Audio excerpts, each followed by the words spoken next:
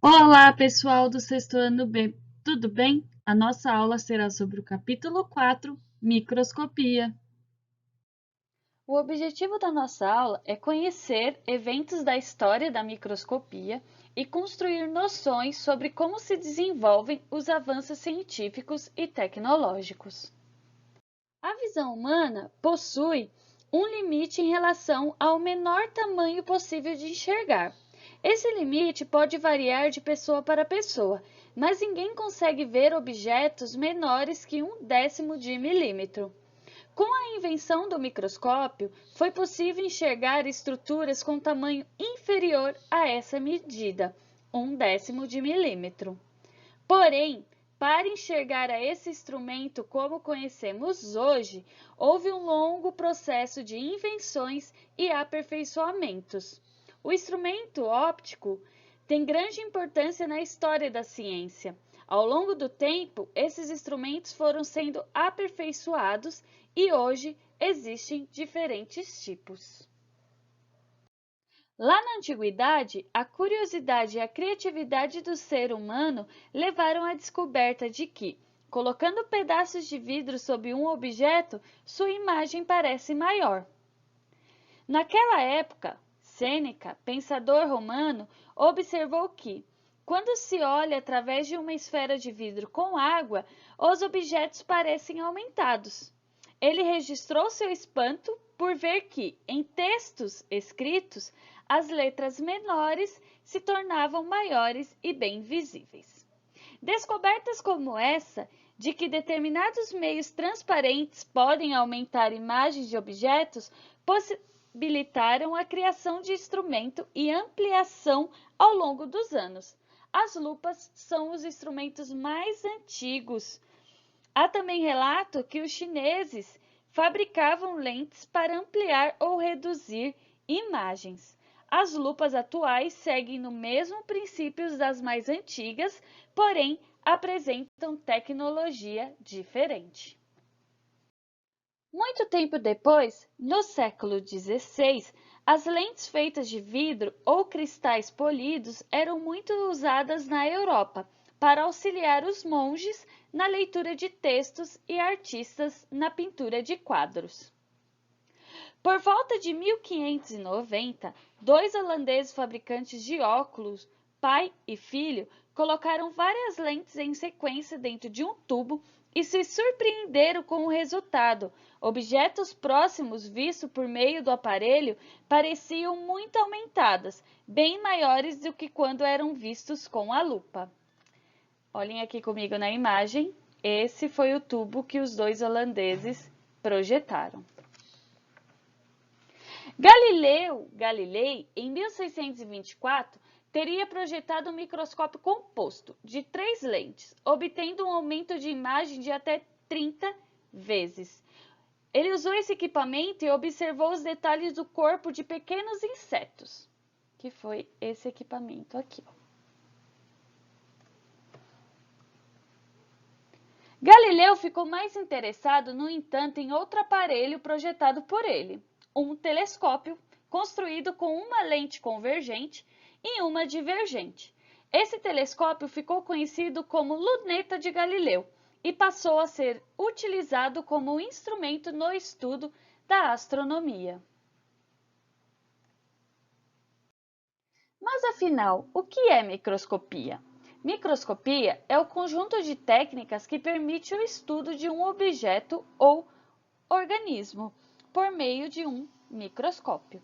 Em 1665, um estudioso inglês chamado Robert Hooke havia construído um microscópio composto de partes móveis, com um aumento de imagens de até 30 vezes. Hooke apresentou em seu livro ilustrações de objetos e seres vivos que ele observou ao microscópio óptico, tais como piolhos, pulgas, fungos, limalha de aço e cristais de neve. Ele registrou descrições detalhadas, como a do olho de uma mosca e da metamorfose de larvas de mosquito, e a da estrutura microscópica das penas de aves. Olha aqui o microscópio que ele fez. as amostras de plantas, Hooke analisou a cortiça, que corresponde à casca de uma árvore conhecida como sobreiro. Observando ao microscópio fatias bem finas de cortiça, Hooke descobriu que esse material era constituído de minúsculas cavidades vazias, às quais deu o nome de célula, palavra inglesa que significa cela ou cavidade. Daí o nome de célula, diminutivo de cela em português, que é a unidade estrutural e funcional dos seres vivos. Hooke é considerado o descobridor da célula, mas o que ele observou no microscópio não foram exatamente células. O que ele viu foram as paredes de células vegetais mortas, que constituem a cortiça. Olha aqui comigo, essa é uma lâmina que ele fez e estudou a cortiça, que é cheia, né, de cavidades vazias. E esse era o microscópio que ele usava.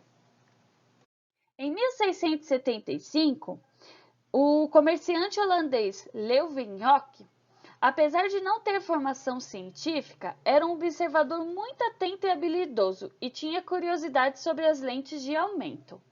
Ele construiu um instrumento óptico com apenas uma lente que ele mesmo poliu, moldando seu formato. Esse microscópio simples era capaz de obter imagens com ampliação de até quase 300 vezes. E é esse que está aqui na imagem. Usou seu microscópio para observar diversas estruturas e materiais, entre eles sangue, bolor de pão, ferrão de abelha, sêmen, fios de cabelo, salivas e gotas retiradas de poças d'água. Ele também foi o primeiro a visualizar bactérias presentes na placa bacteriana dos dentes e protozoários que vivem na água. Esses organismos microscópios, ele deu o nome de pequenos animais. Ele montou diversos microscópios simples, variando o tamanho e a lente, e fazendo grande segredo da sua tecnologia que iria desenvolver. Apesar de não ter formação, ele era muito cuidadoso em suas observações, registrava as datas e os locais em que coletava cada material observado, se fazia calor ou frio, se chovia ou se o tempo estava seco. Vamos agora observar detalhes do microscópio de Leeuwenhoek.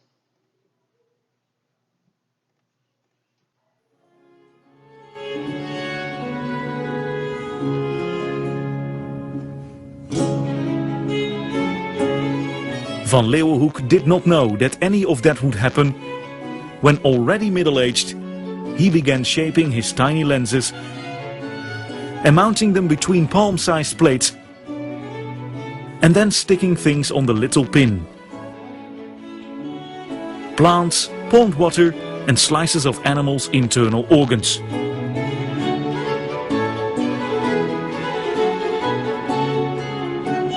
He held the microscope as close to his eye as he could.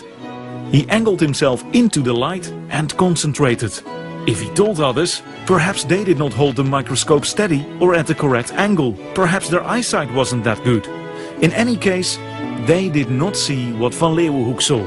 Tiny moving animals, millions and millions of them, that had no name.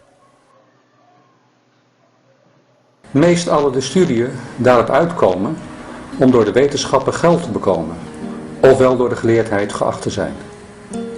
En dat steekt in Most go to make money out of science or to get a reputation in the learned world. But in lens grinding and discovering things hidden from our sight, these count for naught. Most men are not curious to know. Nay, some even make no bones about saying, what does it matter whether we know this or not? We horen te wachten, te zeggen, wat is er aan gelegen, of wij het weten. In the beginning then, Antony van Leeuwenhoek had a problem. He was Adam in a microscopic garden. What do you do when you see things that no one has ever seen before? Wat doe je als je dingen ziet die niemand ooit heeft gezien?